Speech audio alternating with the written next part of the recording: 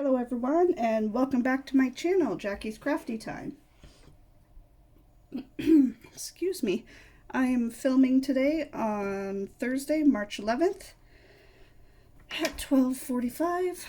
I'm not sure if you guys needed to know the exact time, but that's the time I'm doing this, and I have no idea what symbol I'm doing. Okay, cross.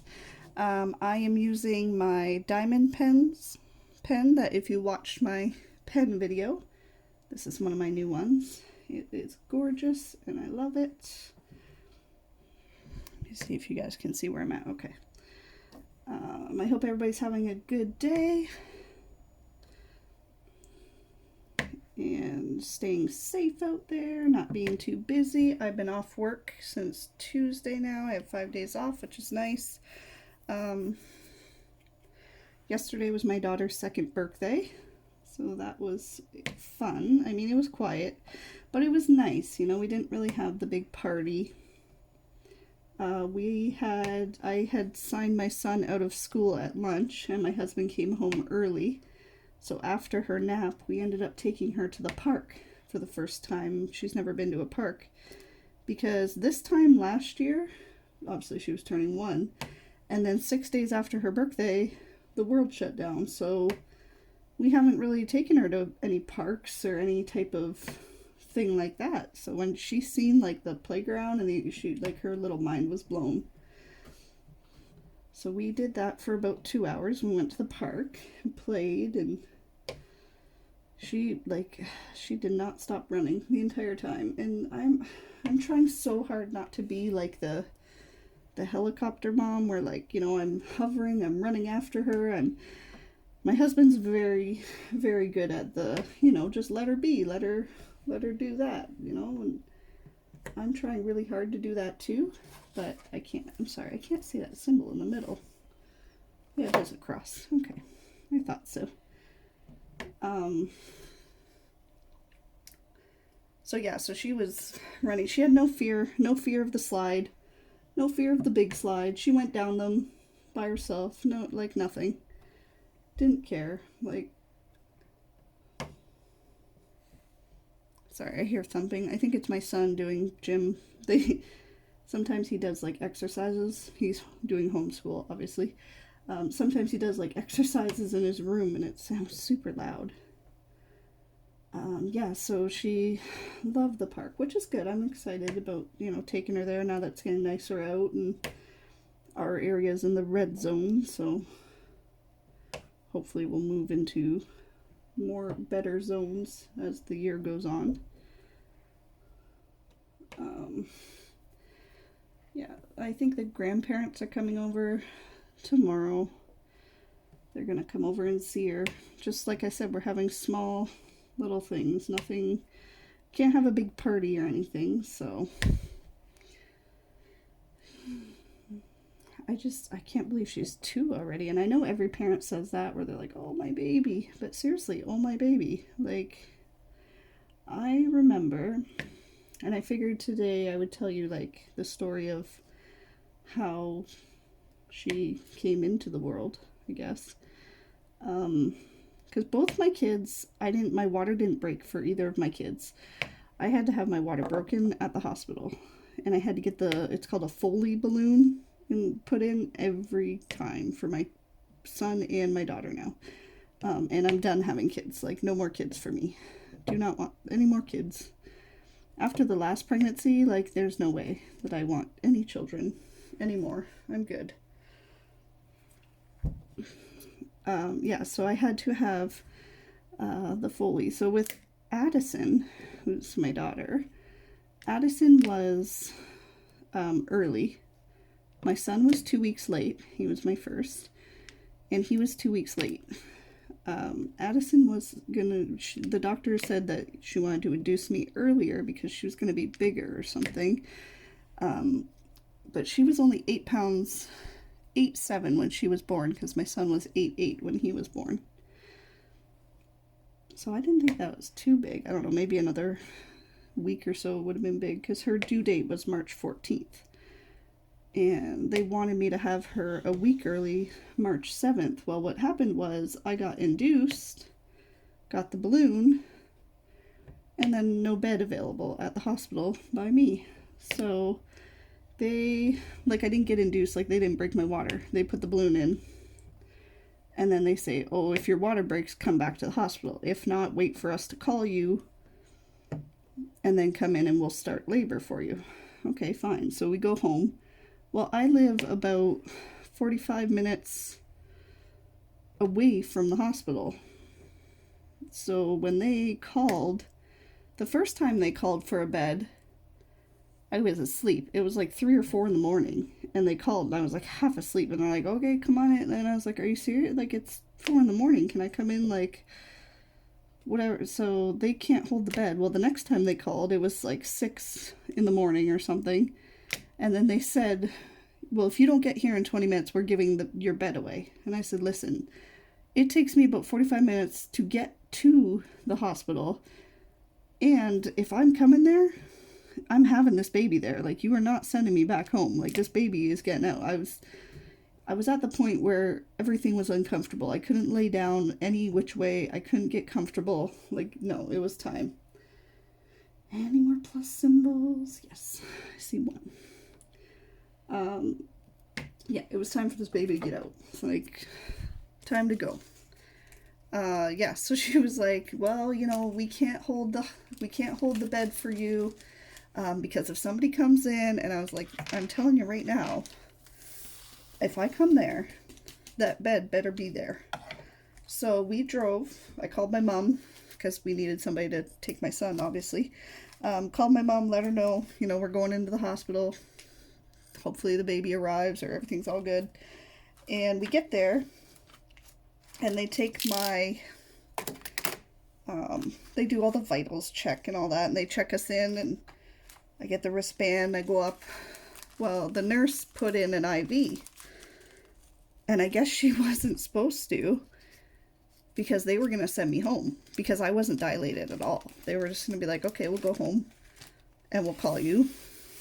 And they already put an IV in, and the nurse said, well, you're lucky you got that, because I guess you're staying now. And I was like, I was staying anyways. Like, yeah, right. Well, when they put the IV in, I remember looking at my husband, and I said, something's not right.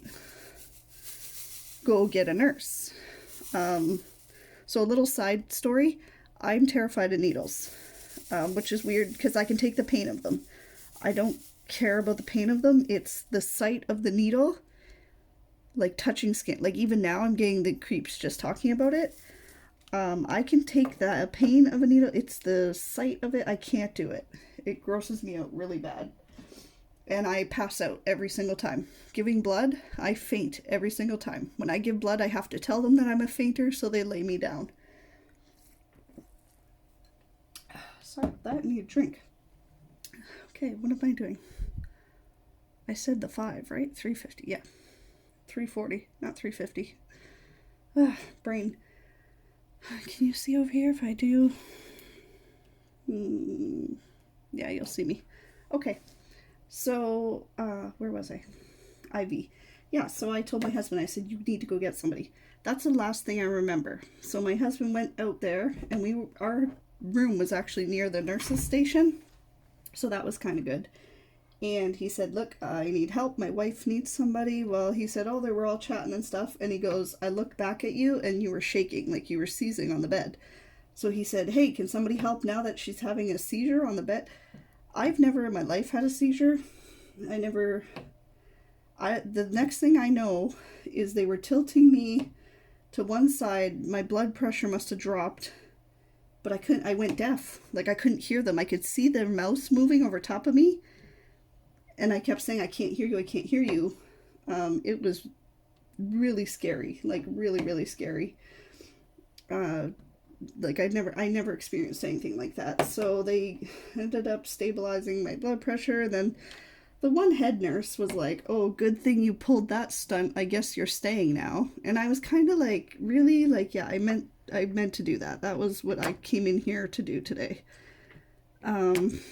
So that was a little meh, but I let it go because obviously I'm trying to have a baby. So then after that, It was just me and my husband just hanging out, waiting for baby girl to start moving and doing something. And then I got the epidural. Well, like they asked, do you want the epidural? And I said, yes, I definitely want the epidural. Yes, yes, yes.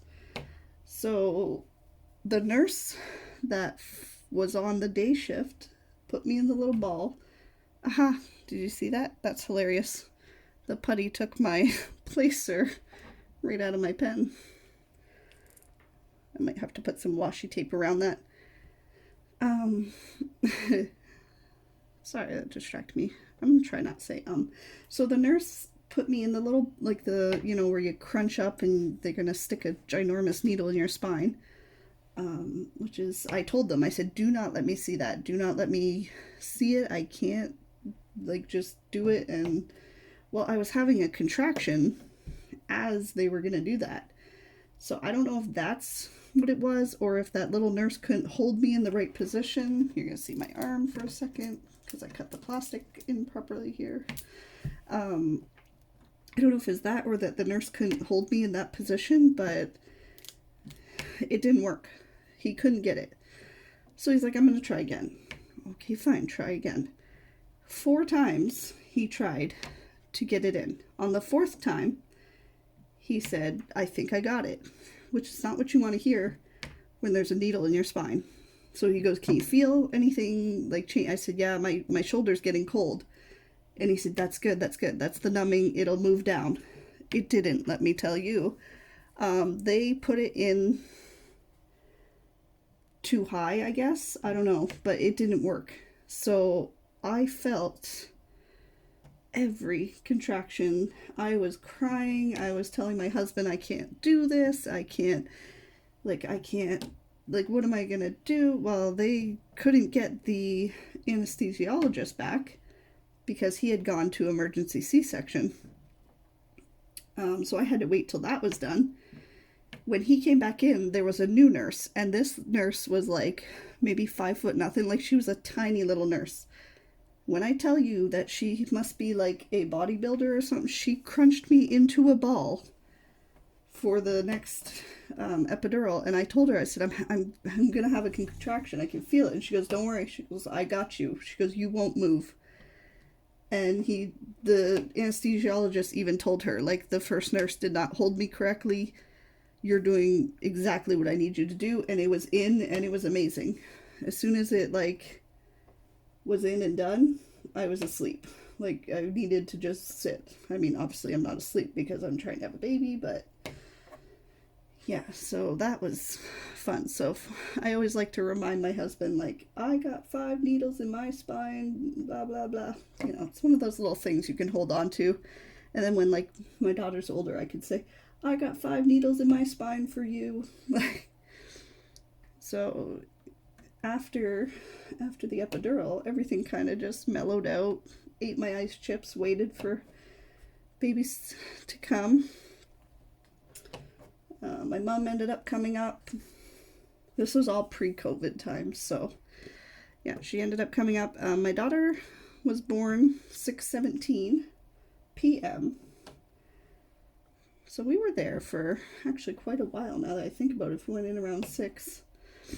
Yeah, so she was born, and then they move you down to your room that you're going to stay in, because they got to stay in for a night or so. And everything was good. Now, being a new mom,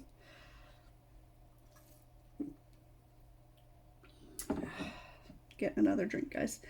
Being a new mom, not that I'm new, I already have my son, but you have emotions.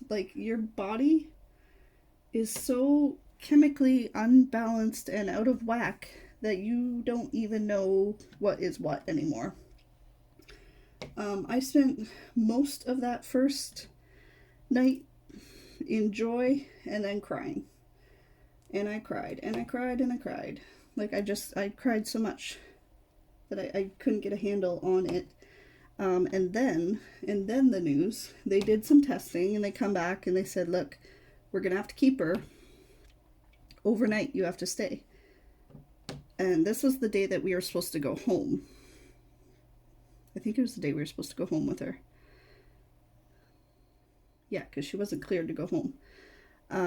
We had to stay, and they said, look, her Billy cord numbers, I think it was Billy cord, Billy Rubin, Billy cord, her umbilical cord numbers were low. So she was jaundiced, but really jaundiced. And they said, we're going to have to put her in, I always call it like a little salad bar thing, but oh my God. Not an incubator. Is it an incubator? No. The little box that they put the baby in. The little, the little rectangle thing with the plastic sides. It's one of those, but it's like a light box. They said, we're going to have to put her in there for 24 hours. I can't explain to you the feeling of sitting next to a light box while your daughter screams and cries in it. They said you can only take her out to feed her and change her bum, and then she has to go right back in there. And they put this little eye mask over her eyes, and it's like it was just terrible. And I was crying, I was bawling my eyes out, and my husband had to go home to be with my son.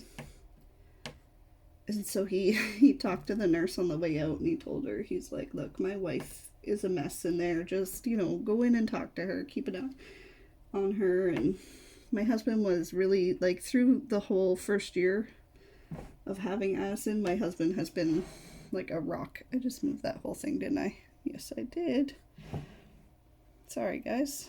I made you all blurry there. How long have you guys been blurry? I'll just don't watch it. Just listen to me chit-chat and do your diamond painting. Yeah, because I went through some serious postpartum depression with my daughter. I was sad all the time. I was angry at my husband. And he would just say, I can take it. Just be mad at me. I can take it. And I will never know how to tell him how much I appreciated that from him. It's exactly what I needed. Yeah, it was hard. So then back to the light box. So we're at the light box. We spend our 24 hours in the light box. We're good. We get out of the light box, and they sign our papers, tell us we can go home. Okay, great. Well, we got to bring her back to the hospital in 2 days or 3 days, like for the checkup. I think it was 2 days. Well, as we were driving down the highway, I was in the back seat with her, and I remember looking at her and telling my husband, and I said, they're gonna keep her. And he goes, what do you mean? I said, they're gonna keep her. He goes, I said, she's not the right color. She still looks a little tinge of yellow. And I said, so I started crying. Before we even got to the hospital, I was crying. And then we had to go down for testing. We went to the peds ward, and that's when they brought me in the room, and they said, look, we got to admit her. She's got to do the light therapy again. She's not, her cord, whatever, they tested her blood, and it still wasn't good numbers. So again, we had to do the light box all night long, and it was terrible. Like, I can't explain. I never want to do that. It's so hard. Like, I would put my hand in there to hold her little hand, but then I feel like she'd cry more because she could feel me and want me to hold her. And so after that time, we went down, got more blood work. Actually, no, they came up and did blood work right there on the peds floor. And then she was good. She was good. Her color was good. Her numbers were good, and we got to leave, and it was the most exciting time ever. Like, I've never wanted to leave an area of the hospital faster. Like, just go home. Never want to see a UV light box thing ever again. Just want to go home. Like, once we were home, it was super cuddle times and sleep times, and I think that's when I think that's when like my depression kind of set in. And I still have kind of some dark days here and then, but I know how to work through them, and I have my husband to be by my side. I keep hitting this and it's really bothering me. I love this draft table thing, but it's really, like, see, really slippy. So I have to figure that out. Still working on it. Going to Walmart later today. Maybe I'll look for something. Yeah, so she hasn't stopped though. I feel like, I always tell my husband, I said, she's so busy because she spent the first 5 days like being confined to a light box of her life, so she's got to make up for all that time. And yeah, she does. She definitely has made up for it. She runs constantly, all the time, everywhere in the house. Like, there is no such thing as walking, apparently. We just started going outside, and I've been trying to do walks with her, where, like, I tell her, you know, you gotta slow down, like, hold my hand, let's just go slow. She doesn't understand the word slow. Like, it's like she has one speed, and the only speed for her is fast. I wouldn't change her for the world. I wouldn't change anything about how she came into the world. I wouldn't change anything about how anything. Like, I mean, I may have changed the pregnancy problem where she was terrible in my belly, but I would have liked to eat steak for those 9 months, or roast or something like that. I'm pretty sure I've said this before, but when I was pregnant with her, I had to become a vegetarian. I have nothing against people who want to be vegetarian or whatever. I have a very good friend of mine who's vegetarian. So that's fine. That's you. I am not a vegetarian. I'm not. I like salad, but I also really love steak, and I really love ribs. Those are some of my favorite things. But when I was pregnant with her, I couldn't stomach any meat. The only meat that I could sometimes stomach was white chicken breast. That's it. And not even, like, it couldn't be deep fried. It couldn't be any of that. So, and even now she won't eat any red meat. But yeah, that was that. And oh, I whacked you guys good that time, didn't I? So I'm just seeing, I'm working over here. Can you guys even see me, or have I just been out of the camera view the whole time? I'm gonna slightly turn you guys. That might be a little better. Oh God. I'm the worst YouTuber ever. I'm trying really hard, guys. I really do enjoy making these videos.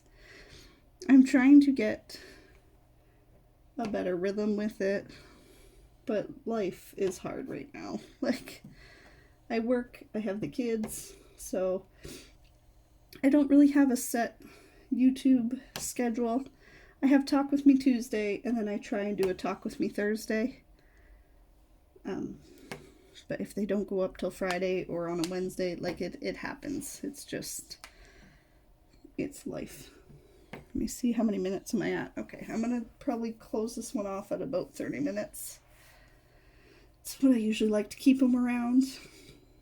I'm getting really excited because once I finish to here, I think I'm going to open this half and just work right across. Maybe. I don't know. We'll see. I've kind of done this one weird, where I've kind of gone all over the place on it. Normally if you can see this here, this was my divider, and I would divide it and work just here. Well, I kept opening it to finish, so I have random, so I think maybe from this line up, I'll just do over here. I say that now, and then I'll be like, oh, there's an A over there, there's a 5, and I'll place it. I seen a 5. I know I did. There it is. I was like, I knew I seen one somewhere.